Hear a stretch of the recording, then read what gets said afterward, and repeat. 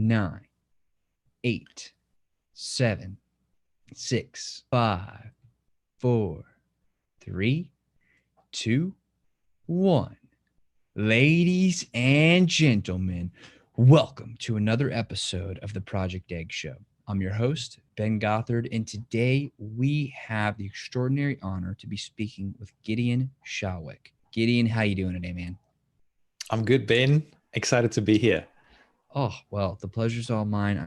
I'm so excited that you would carve out the time to be on the show. So I'm very grateful. Thank you. Of course. All right, man. So let's jump right in. I want to know, what is your story? My story, it depends on how far back you want to go. The whole thing, literally from the All right. So I was born in 1977, lucky year, sevens, right? And I was born in Cape Town in South Africa. Grew up, actually, I was only 2 days old before we left my place of birth. And we flew out to where we lived. My mom grabbed me, and I don't know why she wanted to leave so quickly. But anyway, I was 2 days old and we flew out to where we lived in Alexander Bay, a tiny little town in South Africa, where my dad was a doctor and mom was helping out with his practice, but also with the kids. And then I was 2 years old. We moved to the Free State, Bloemfontein. Bloemfontein is the capital city of Free State. And then I stayed there until I was about 16. Loved it, loved growing up there. This is in old South Africa. And then we immigrated just before the 1994 elections, just before the changeover of government in South Africa. And so my parents were a bit, fearful of what the future might hold for us. And so we immigrated to New Zealand. We couldn't get into Australia, which was our first choice. Canada was another option, but it was like 6 months snow and they didn't play rugby. So we thought, let's just scratch that one off the list. So we landed in New Zealand. For us, it was icy cold over there. Total different culture. We couldn't really speak English, and we could understand it a bit. But the trouble was with New Zealand was that the accent's so strange there. It was so strange for us, and our accent was so strange for them that they couldn't understand us, and we couldn't understand them. It was a total mess. It took us a while to just get to understand each other in there. Anyway, I stayed in New Zealand for 13 years, got married there, a beautiful wife. And about 14 years ago, so by that time I was qualified in electronic engineering. And I was working in business development in a technology company. And I told my wife, I said, look, this is it's not working for me. It's not what I thought this would be. I didn't think it would be like this working for someone else. It wasn't cut out what I got sold. And so I said, look, let's quit our jobs and immigrate to Australia and start a new life. Let's start a business over there. And she said, yeah, cool. Well, why don't we apply for some jobs first? And so we can, have a bit of security first and then check things out as we get there. So I said, okay, I'll apply for jobs. And so I applied for a ton of jobs. Within 3 months, I got exactly 0 offers. And I thought, hey, this is what's going on here. It's not looking so good. So I told Tinika, my wife, hey, maybe you should apply. And so she applied. Within a week, she had 3 job offers. She flew out on the Friday. So she sent it out on the Monday. She flew out on the Friday to Australia and got 3 offers from the 3 interviews. And we decided on one. And within a month, we landed in Australia. Tinika was working, paying the bills, while I was setting up the business. I had no idea what I actually really wanted to do. So it was very much explorative sort of a stage for me to figure out what kind of business, first of all. And then once I had an idea, to get it going. And so that was about 14 years ago. So my very first business was in the information publishing space. I wrote a book and started promoting that. Actually, the person that I learned from, they promoted that for me. They had about 10,000 people on the email database. They sent out an email and we got a ton of sales. And I thought, wow, this entrepreneurship thing is easy. Because this is my first 6 months, right? I'm going, I'm making sales, working from home. It's all good. And then sales went back to 0 because I didn't have any more traffic, right? It was just that first initial push. And then I thought, okay, I better try and figure this thing out properly. Long story short, it took me about another 2 years to figure out the business game. And it was about 2 years until I started making profits again, which was a long time. Lucky for my wife, she was working, or lucky for me, my wife was working, so that I could figure this stuff out. But really, that was a tough 2 years to figure it out. And it wasn't until I teamed up with a friend of mine and we launched a business together that, within 2 weeks, we had like 10,000 people on our database. Within a month, we have the business up to about $23,000 coming in per month. And, that was kind of life-changing for me, going for 2 years on absolutely nothing. And then finally having a breakthrough like that. And since then, I've just been building on that, building projects within mainly the video marketing space, and starting off with information, but then more recently building brands. Like, so I created one of the first projects I did was really cool. The very first one was called Become a Blogger, where we taught people how to use blogs for growing their businesses. It's all video based. I think we were one of the first, if not the first, video training course for the blogging industry, teaching people how to blog. Then I teamed up with a local magician here in Brisbane, Australia. He did the magic, I did the video marketing, and I said, look, let's do this thing together. And within a month, we knew that it was starting to take off. I stayed with the business for about a year. We had about 50,000 people on the email database then. And then I left. I think that business is sitting at over 400,000 subscribers now on YouTube. When I looked last time, it was the number one YouTube channel for free magic tricks in the world. So that was pretty cool. Anyway, I used that to then create another brand called Rapid Video Blogging, where I taught people how to use video to grow their businesses. This was back in 2010. And then we had the birth of our first child. And I had to reassess the way I do business. And I thought, wow, this is great. But what if something happens to me? What about my new little family growing up? All of a sudden the business would be dead. So I thought, okay, well, I better start building businesses that could run independently of me. And that's when I launched the first version of Splasheo, which I'm very much focusing on today again. But I was working on that for about a year, and then I met some co-founders to develop some software for us. We agreed that it'd be better to create a new company called V-Roll. We created some software there that automated the production of video ads on YouTube, Facebook, and Instagram. And last time I checked, we served about 24 million ads for our customers. I exited that company started this year, and 100% back onto Splasheo again, and where we now caption people's videos for them. Not just caption, but also create it in a nice looking format ready for social media. So I guess that's a kind of the whole journey from when I was born to where I'm up to now. That's an awesome journey, and I'm so glad that you shared that. So let's talk about those 2 years where that initial traffic ended and kind of that initial spike of sales ended, and then you had to really cut your teeth and figure out business. What were those things that you needed to figure out? What did you discover and learn that enabled you to then go on to crush it on that very first very successful business? Well, yeah, those first 2 years were really tough. And, I got to a point where I told Tinika, I said, look, this is worse now than what we had with my job. Because I remember telling her before, and I said, look, if I can't make back my salary within the first year, then I really don't deserve to be paid that money. And, I think my salary was about 54,000 New Zealand dollars back then. And in my first year, I think I made something like $10,000, but I spent 11,000. So we made negative 1,000. And in the second year, maybe we made, I don't know, 11,000 and spent 13,000, something like that, and had a negative 2,000 a year, something like that. It was 2 negative years for profit. And I really questioned myself, thinking, what am I doing? Looking sheepishly at my wife and going, this is, I thought I'm going to do a lot better than this. And I think one of the key things that I had to change was going from an employee mindset to an entrepreneur mindset. That was a big thing that I didn't realize. And it was all so subconscious that it took me a while to realize that.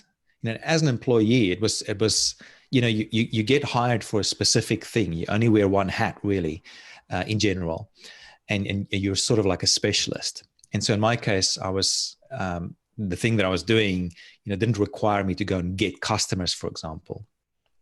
But when I became an entrepreneur, not only did I have to, set up the business, create the product, and then, also market the product, part of that was also going out and getting customers, which was something that I wasn't used to. And then the whole sales things, like, wow, that's a whole new thing that no one teaches you at university when you get qualified for a sort of a technical role. Because I'm qualified as an electronic and electrical engineer, and I never practiced as that. And then I went into the management side of things. But even there, we never really got taught about this thing called sales or customer getting. So I really had to change my mindset to think about that. It wasn't good enough just to create value. I also had to learn how to leverage that value through great marketing, great conversations, building audiences, and then figuring out a proper sales process as well. So that took me it's an ongoing learning process, right? But after 2.5 years from when I started, I finally figured it out. Well, it was a bit of a combined effort, because what I ended up doing is the person I teamed up with, Yaro Starek, he already had an audience. So I didn't have to build that audience. But at that point, I was already good at creating video. So I created the whole video course and managed the business while he brought the people, because he already had the audience. So that helped a lot. But I learned a lot from that experience as well. But I think looking back now, if I know what I know now, it would have, I would go about it very much differently. Like now it actually looks very simple. If I look at the big picture, if I could step back or take sort of the helicopter view, there are really only 3 components to get right. And they each link up with each other. It's kind of like a process, kind of like a factory line. The first stage of the factory is really energy. And that's your own energy, but also the energy that you build within your business, and for example, hiring a team or getting investment. That sort of, I'll call all that sort of energy like it's kind of like raw material that you use for the next stage.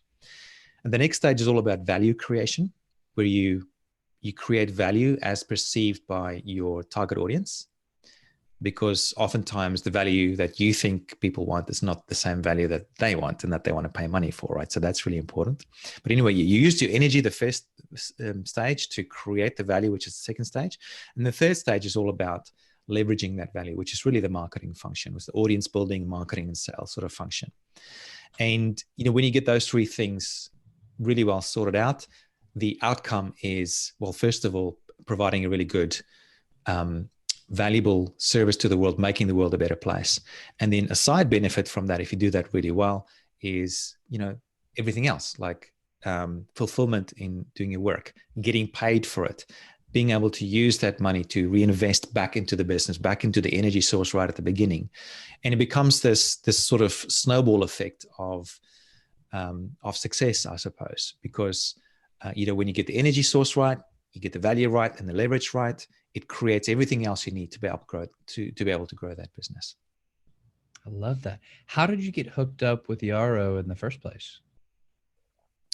So that was as part of one of my failures that I had during the first 2 years. So, with my first bit of lucky success that I had with selling my book with the person that promoted for me, I realized that I didn't have a clue about how to build traffic online, right? So it was nice to get that first hit with a person promoting for me, but then how else could I get traffic? I didn't really have any connections with people. I didn't know anything about like content creation back then, or SEO or paid traffic. I didn't know anything. So I thought, well, let's ask people who've already done it, successful people. And so I started interviewing people very much like you're doing right now, except that it was back in 2007. I think I started with this, maybe late 2006. Run about there anyway, way back. YouTube was about a year old. And I started interviewing people. I did it all on video as well. Everyone else was doing audio interviews. And I thought, oh, let's do this different. Let's be cool. So I did video, which was an absolute nightmare back then. It was so difficult. We only had camcorders back then. We didn't even have, iPhone wasn't even around back then. So that was extremely hard. And the whole idea was that I would create this big membership site with all these videos of these interviews with these amazingly successful people who've already done it. And I thought, okay, well, sort of kill two flies with one shot. I can learn from them how to do this traffic thing, but then also build a product out of it. So I spent about, 6 months to a year on doing these interviews and then tried to launch the membership site. And it wasn't like today where it's, easy to do that sort of thing. Back then you had to hard code everything from scratch. It was terrible. So it was such a big project to me. And I ended up never launching it. And it was a total waste of time. It seemed like a waste of time for me. But in the process, one of the people that I interviewed was Yaro. He's actually one of the last few people that I interviewed. And he actually came over to where I was doing all the recordings. I had a green screen and I got him in our little home studio. And I got him there and we sat there in front of the green screen and I interviewed him. And that's how we became friends. And then from there, he could tell that I was doing well with the video thing because, I've interviewed all these people and I did the video with him and he was impressed with that. I said, hey, Gideon, I've got this project that I want to do. It's called Become a Blogger. Would you be interested in creating 10 free videos that we could, distribute out to the world? And I jumped to it, I said, okay, yeah, this is cool. Because he paid me for it. So we created the first 10 videos and, that just went crazy. We had, before we even launched the official business, we had 300,000 downloads of those videos, before we even launched, which is awesome. But I mean, I never would have met Yaro unless I had that failure of a project. And if I didn't meet Yaro, we wouldn't have started the project, Become a Blogger project together. Because we, later on then, as we became better acquainted, Yaro then, we talked and said, why don't we do this thing together as a partnership? And so we launched Become a Blogger as a partnership together about 6 months after that point. But yeah, and that was, I guess, my first big success to help me sort of put me on the map and to give me that bit of momentum. But it was really hard in those first 2 years to just build that bit of first momentum. So, and funny thing is, about I don't know, it wasn't long before that I told my wife, I said, look, I'm ready to throw in the towel. Let's just find me a job, or let's move back to New Zealand and get go back to my old job. It was that close. Like, I'm talking weeks here. It wasn't long for me to, where I thought about just quitting this whole entrepreneurship game. And luckily I didn't, because, that project came around and developed into that relationship. And yeah, the rest is history. What's attracted you to video so much? I mean, I know you talked a little bit about how when you were doing the interviews, you wanted to do it a little bit different, but why? Why did that attract you then? Why has it continued to really been, or why has it continued to be a really central part of your business? Okay, so I'll give you the answer that I used to think, and then I'll give you the answer to what I've recently discovered about myself, which is more of a deeper analysis. So I used to think, and they dovetail really well into each other, sorry. Okay. So I used to think that the reason I've always liked video was because when I was about 4 or 5 years old, this is a very vivid memory in my mind, a visual memory. I remember watching the news on TV. This is back in South Africa. And watching the news anchor presenting. And it was actually a lady. And so it makes it a bit funny. But in the back of my mind, I thought, I want to be like that lady. I don't want to be the lady, but I wanted to have that kind of a role. I wanted to be like a TV presenter. For some reason, that just appealed to me. I didn't know why, obviously, back at the time, and I didn't really know why until relatively recently. But it just naturally appealed to me. I just wanted to be seen. I wanted to be on video. And so I've done all these projects in my life that's had this visual aspect to it, or more accurately, this aspect of being seen. And some of them has gone really well, some hasn't gone as well. Some has been, with me thinking that I've had good intentions, of course, to make the world a better place. It's always consciously been part of my drive, but I didn't realize that subconsciously there's been, and even unconsciously, there's been a deeper drive that at first was hard for me to admit that it was there.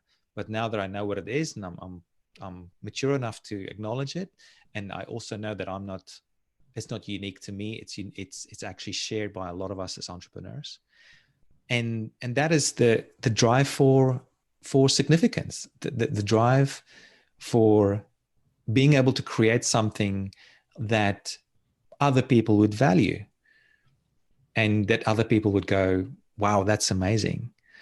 And I didn't realize that's such a deep rooted drive until relatively recent. And yet when I look back at all the projects I've done and ask the question, why did I do this project? Why, in fact, have I done everything I've done in my life?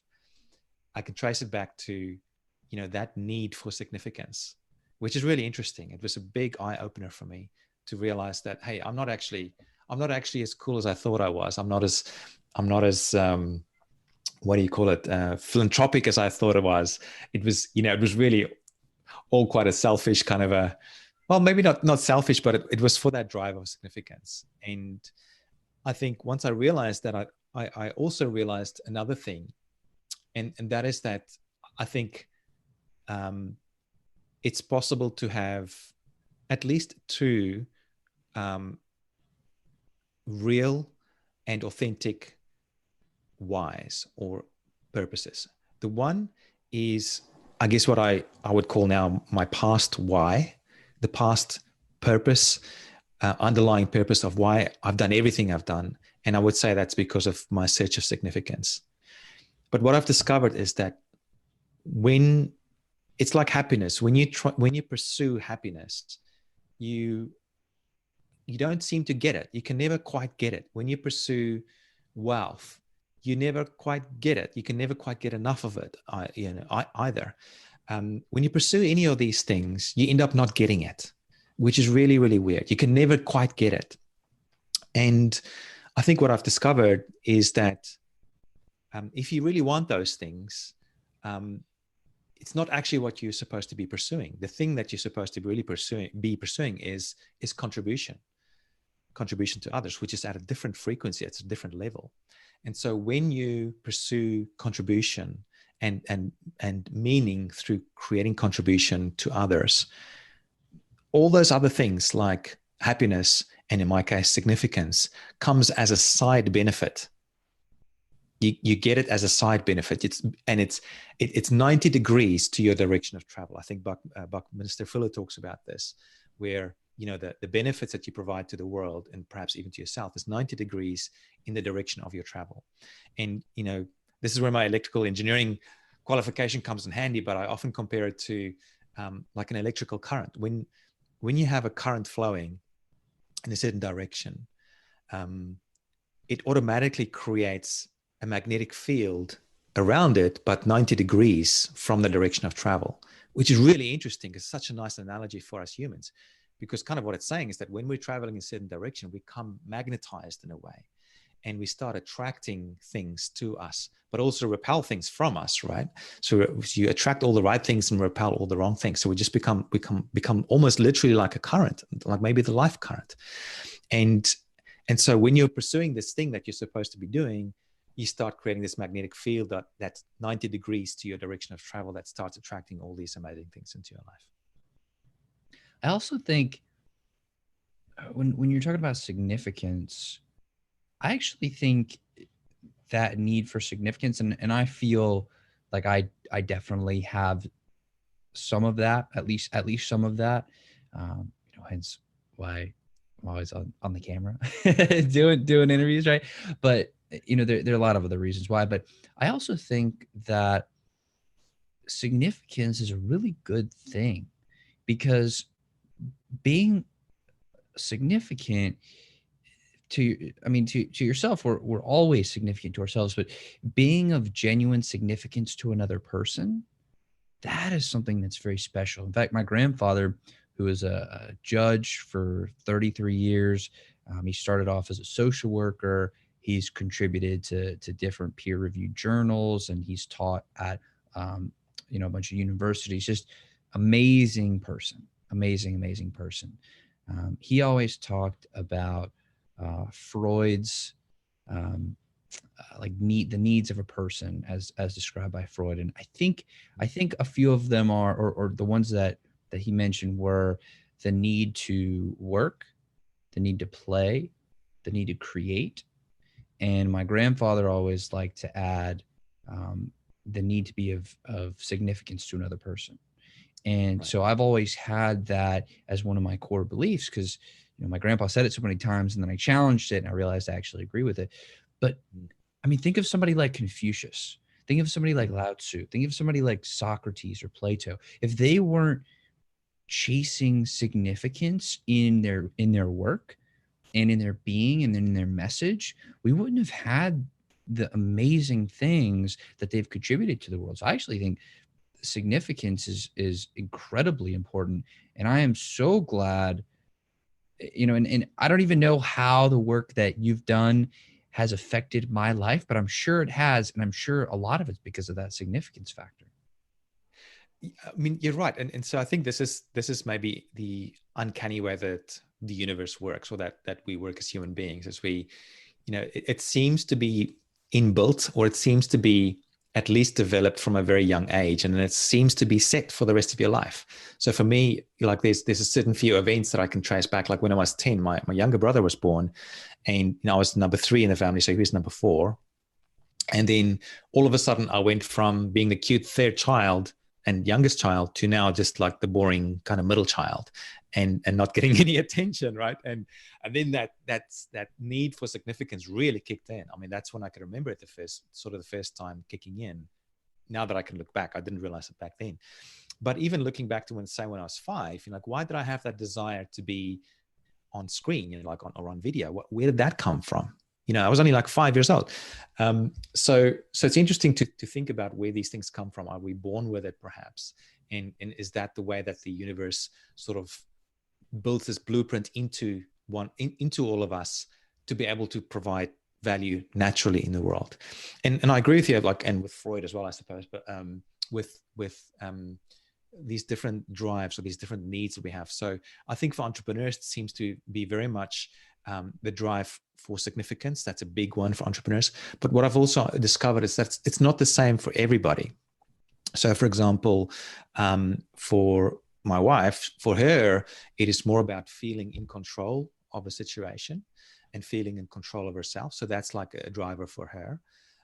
There's friends of mine that has more of a need for connection, and connecting with others. Then there's other folks who might have more of a need for security, and the only reason, or the main reason they do things, is to become secure, to stay secure. So, and then I think there's combinations between them all. You could, for example, get a combination between, say, significance and connection, and that's a different kind of an energy, a different kind of a mix. So, and similarly with the other ones. So you end up with you sort of a mixture of different drives for people. But I certainly think, from what I've seen, all my entrepreneur friends, a lot of them have this need for significance. Influencers seem to have a combination between the need for significance and the need for connection, and that's why they're so good at building audiences, for example. So and I think we have all of those sort of needs within us in any case, but there's some of them that really stand out more. So in my case, it's significance, and yours might be significance too. I would guess you might have quite a bit of the connection need there as well. I mean, these are just sort of thoughts I've had myself. I'm not a psychologist myself. I've read a lot of psychology books, but and I love philosophy as well. So I appreciate you mentioning those folks, those old timer folks. But yeah, it seems to make sense to me that we've got these drives, and it's like for me, up until recently, it's been an unconscious sort of a drive. And now looking back and go, oh yeah, of course, it's always been there. And I kind of knew it, but I didn't really know it at a deeper level. And now going forward, I can actually use that. I can go, okay, now maybe it doesn't change, that it's still for significance, but now I'm doing it for a different reason. Now I'm doing it with a different set of lenses on. Now I'm doing it thinking more about, how do I use this drive for significance to be able to contribute to others in a much bigger way. So, and that's changed everything. I mean, as soon as that hit me, like I changed the tagline for Splasheo, my business, to get seen. That's our tagline. So Splasheo, get seen. And it's all about helping people getting seen at scale, in a big way. So helping people like me or other people who also has that need or drive for significance, and giving them a tool, giving them a way to get seen in a really big way. And when I say get seen, it's not just visibly getting seen, but also, when someone sometimes says, I see you, it's like they acknowledge you, and they respect you for who you are, and they respect the value that you bring to the world. That's really what that encompasses now. So get seen is the shortest phrase I could find to sort of bring all of that together. And it's so beautiful for me, because it fits in really well with my internal drivers and who I am. And also looking back at everything I've done in the past as well. It's like a little puzzle piece that just fell into place. I love that. And I would be willing to bet that you probably feel so much more in alignment now that you've reached this new level of consciousness. And Totally. yeah. Like, and the reason I say that and I ask that is because, like, clarity and alignment has been something that I've been working with a lot. I mean, I'm 24 and I feel like I have so much more to learn and so much farther to go. But recently, it's just felt like a lot of things have just kind of come into place where things make more sense. Like, you're absolutely right. I do have a drive or a desire for connection. Interestingly enough, I almost like trying to connect people behind the scenes, and I almost like trying to connect different influencers or connect people like movers and shifters to have a multiplicative effect. I don't know if that's a word, but I think everybody knows what I'm trying Sounds to say. Good. but like to like multiply my impact and my contribution by helping other people, the real experts who are not me, but who actually know the, like you with video, you're a real expert, like I'm not an expert in that, but I feel like what the shift was is I realized that what I am a student of, and will hopefully always continue to be a student of, is people and learning about people and trying to work with people. And I love people so much. So yeah, that resonates with me so much. Let me ask you a question. When you kind of figured that out and it all clicked for you, and you started feeling in flow, and you started, it all kind of worked, and get seen came out of that. That's an amazing place to be. Do you think you had to have gone through all those other things, all the trials and tribulations, all the failures, the successes, in various, different ways and sizes, shapes, and forms? Do you think you had to go through all that to get to where you are now, or do you think there was a shortcut? I think I did have to go through it, but maybe not as many times. A friend of mine, a really good friend of mine, he's a friend / mentor of mine, just an amazing friend.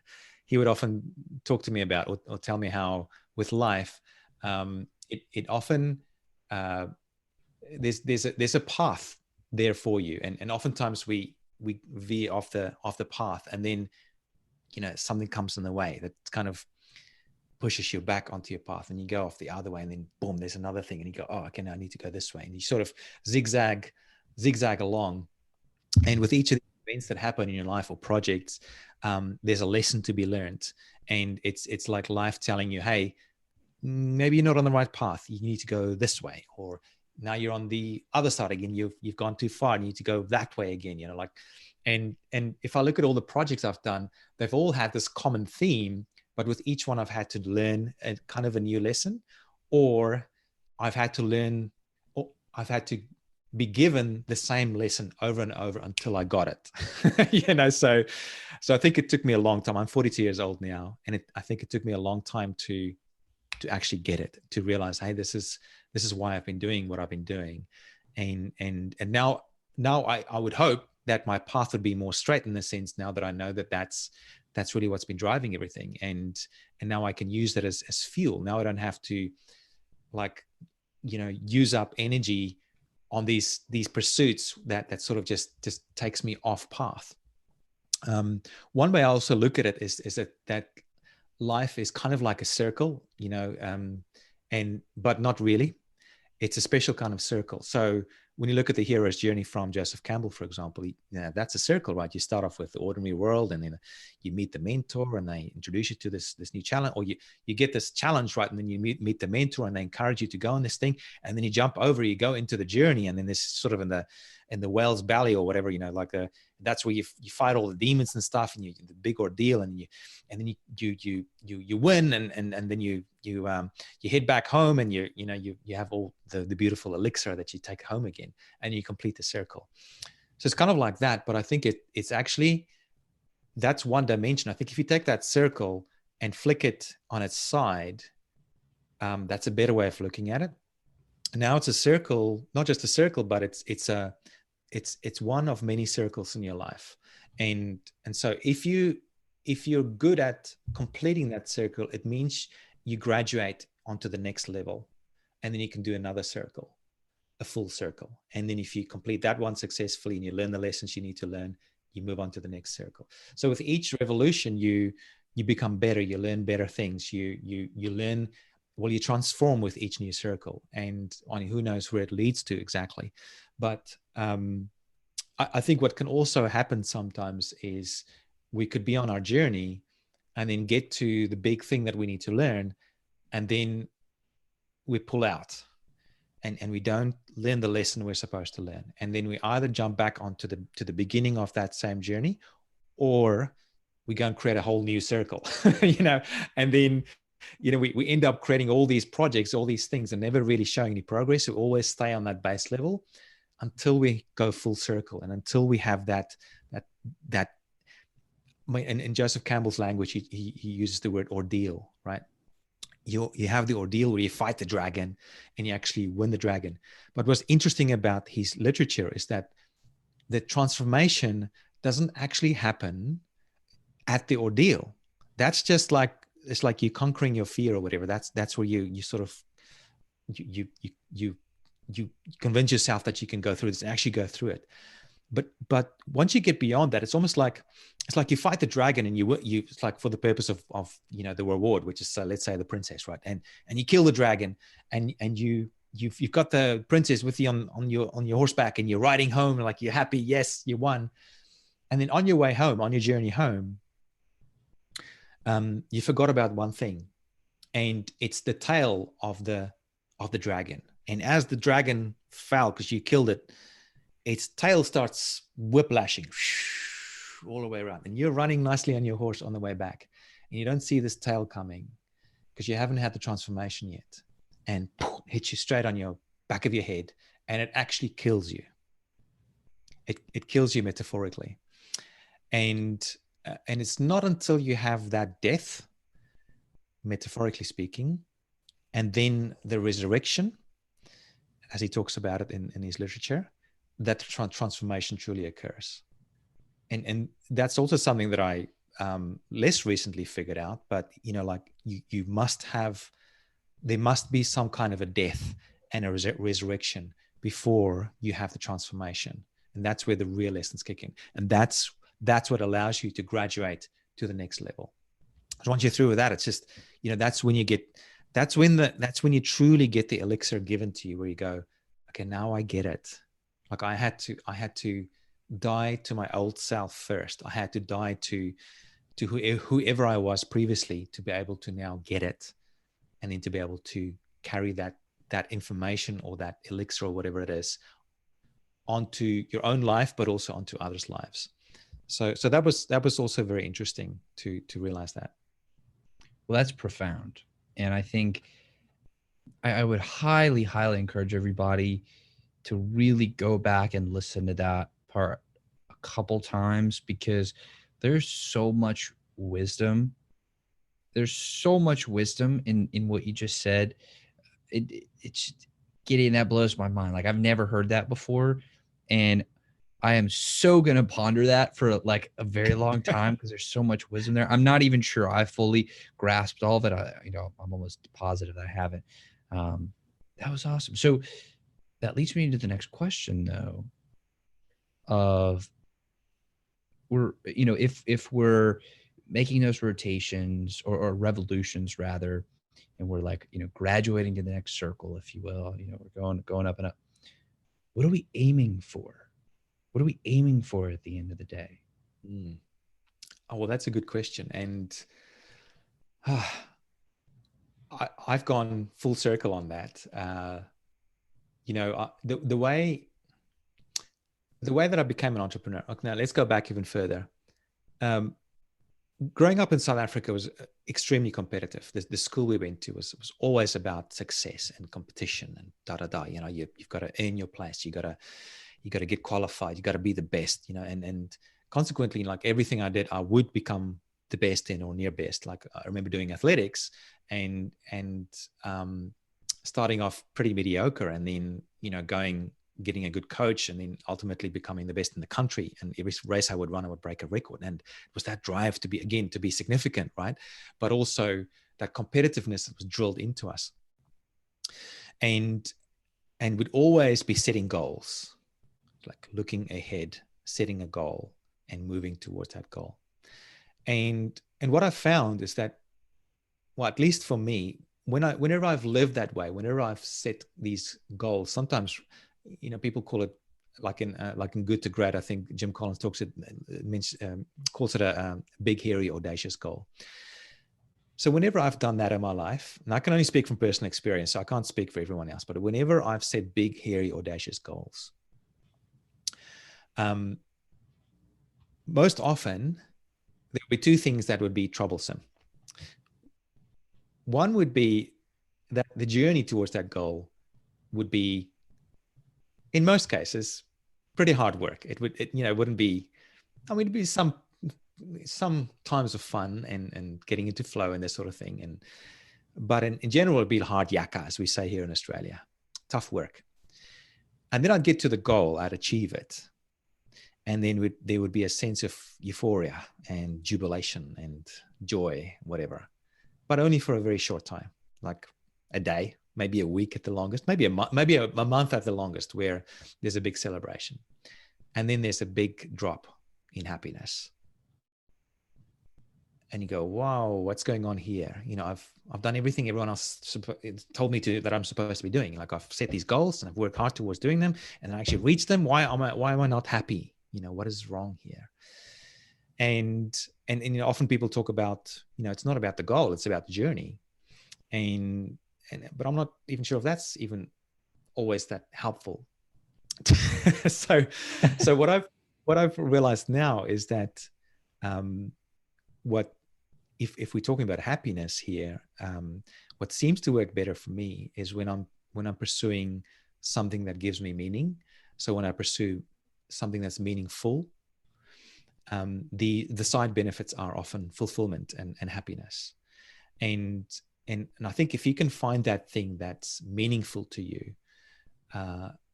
when you do it, it might still be a challenge, but because it has meaning to you, it creates fulfillment. And fulfillment is I think a longer version of happiness and joy, much longer version. And I think if you can continue doing your work in a really meaningful way, or doing it with specific meaning, I think goals and the journey become almost, it's not really such a big deal anymore, because the work that you're doing is meaningful, and by doing the work you get fulfillment. And that's almost like it creates this positive spiral effect of just the more you do it, the more fulfillment you get. And it's interesting. Like everything I've studied, there's some things that really stand out. One of the things that's really stood out to me is the work from, I hope I say his name correctly. I've had people I've trained to pronounce his name properly, but forgive me if I get it wrong. So Mihai Csikszentmihalyi, who wrote a book called Flow. In fact, he's credited for the person who coined the word flow. He did something like 30 years research on what makes people happy, and he found out that people who got into flow state more often were, in general, more happy in their lives as well. And when you look at the conditions for flow, there's basically this thing called the flow channel. And it's when you basically have the challenge of the work that you're doing really well matched with the level of skill that you have. So when those things are really well matched, it fits into the flow channel. And as you can figure out, you can have the step growth. As your skill increases, you also increase your challenge so that you stay in the flow channel. Otherwise, if your skill becomes too high, you get bored. Or if your challenge becomes too high, you get anxious, So you got to try and stay in that flow channel. And I think when you create meaning in your life, and you engage in meaningful projects, and you can stay in that flow state where your challenge is matched with your skill level, I think that's a really good key to finding happiness and doing the work, doing really good work in the world. And so just to close that part of the conversation is like, it's challenge versus skill, not fun versus skill, or, not enjoyment versus skill. It's challenge, so there has to be a challenge. Like, again, to bring it back to electricity, if you want to make light, like if you think about a little electric circuit, you need a battery. That's your energy, right? You need the circuit, the wire, the circuit that the current flows through. That's your life circuit. That's how you flow, right? That's how you do your work. But then you also need a resistor, a little light bulb. It's nothing other than a little resistor. And when it gets hot from the current flowing through it, that's when it starts making light. And so when you think about us as entrepreneurs or us as human beings, if we want to shine our light to the world, we need to kind of get hot by being in flow, but making our flow go through some sort of a challenge, the resistor of life, so to speak. And you can choose what that challenge is. So you choose a meaningful challenge, and then you work towards that, you work in it, and you use your gifts and talents to make that happen. That's the best way of doing it. And then when you do that, if you do it in the right way, your little light will start shining. So, yeah. Dude, that is amazing insight. That is incredibly profound. Yeah, I get a bit off on a tangent sometimes. I love them. I love it. I love it. I love it. That's good. Well, Gideon, I'm so grateful that you would come on the show and carve out the time to come chat. Seriously, man, thank you very much for that. I really do appreciate it. You're very welcome. And I do want to ask you one more question, then we'll go ahead and wrap this up. Sure. So I mentioned before that I'm 24, and I say that again because this is a very personal question. But I want to know, what question should I be asking you, specifically you, that I just wouldn't think to ask?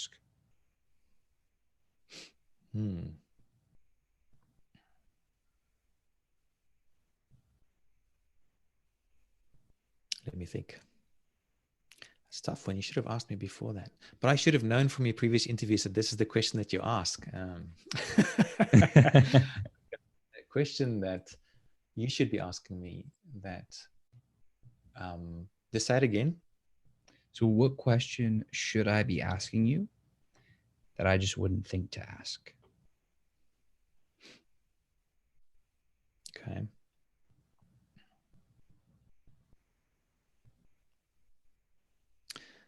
Maybe why bother with all this stuff? Why be an entrepreneur? What's the purpose behind it all? Maybe you would have thought about that if we talked long enough, but why, like, I've already talked about why I'm doing what I'm doing, but what is the bigger purpose there? And do you want me to answer that question as well? Hell yeah, dude. Um, so I think that's a tough one, because I'm not even sure if I really have an answer for that. And I mean, I could say what I've been taught, and I could say what I think it is, but I think ultimately none of us really know um, the answer, the ultimate answer of, why we're here and why we're doing what we're doing. We could say it's, there's a bigger or higher being that created us, and we're doing it for their purpose. We could say that it might be all selfish. We could say that there's a much grander plan that we're not even aware of, that we're doing all this stuff. I think ultimately we can't necessarily know. But I think what we can know and can do is going right back to what it is that allows us to provide the best value in the world. And for me, that comes back to who you are at the core. And especially in the context of this conversation, what your true gifts and talents are. So I think we all have unique gifts and talents. And it's simply a matter of uncovering those. I think we know intrinsically or subconsciously what they are from a very, very young age. We're born with it. But then it gets conditioned out of us through education, through socializing, through whatever other influences we might have in our lives. It gets conditioned out of us, and we start to think that no, those gifts are not valuable or not meaningful, and we start doing the things that we get told with that should be meaningful or valuable, and it goes out of alignment with who we truly are. So I think certainly for me, there's been a journey of rediscovering what my true gifts and talents are. And then once I knew what that was, I was able to then ask the question, well, how do I use these gifts and talents to create true value for other people, value that other people would actually value, and then building everything around that, and that everything shines forth from that. So I think it's really getting to know yourself. Like, was it Socrates that said know thyself, or Confucius? I don't know. One of the smart guys, right? Said, One of know those thyself. guys. Those old fellas. Know thyself. And I think it's, the better you can know yourself, the more effective you're going to be in the world as well. Awesome. Well, Gideon, again, it's been a pleasure and an honor. And thank you so much. Really. You're very welcome. It was great fun, man. Yeah. And to everybody who's watching and listening, I want to thank y'all very, very much. Your time is very valuable. So I'm very grateful that y'all choose to share some of it with us today. And I also want to say that to everybody who's watching and listening, I really love y'all.